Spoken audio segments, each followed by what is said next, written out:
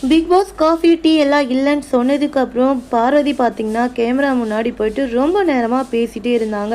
இந்த மாதிரி நாங்கள் பண்ணது தப்பு தான் பிக் பாஸ், இதுக்கப்புறம் நாங்கள் இந்த மாதிரி பண்ணவே மாட்டோம், மன்னிச்சிடுங்க பிக் பாஸ், இது வந்து ரொம்ப கஷ்டமாக இருக்குது, டாஸ்கெல்லாம் விளையாட போகிறாங்க, எனர்ஜி இல்லாமல் இருக்காங்க, அதுவும் காஃபி டீ பால் எல்லாம் இல்லாமல் ரொம்ப கஷ்டப்படுறாங்க, எனக்கு மட்டும் அந்த தண்டனைனா ஓகே நான் அக்செப்ட் பண்ணிப்பேன், ஆனால் ஹவுஸ்மேட்டுக்கு சேர்த்து எங்களால் அவங்களுக்கு பனிஷ்மெண்ட் கிடைக்குது அப்படின்னும் போது எனக்கு ரொம்ப கஷ்டமாக இருக்குது பிக் பாஸ், ப்ளீஸ் அதை மட்டுமாச்சும் எங்களுக்கு கொடுத்துருங்க, பால் காஃபி டீ மட்டும் தயவு செஞ்சு கொடுத்துருங்க அப்படின்னு ரொம்ப ரொம்ப கெஞ்சி கெஞ்சி கேட்டுட்டு இருந்தாங்க பார்வதி.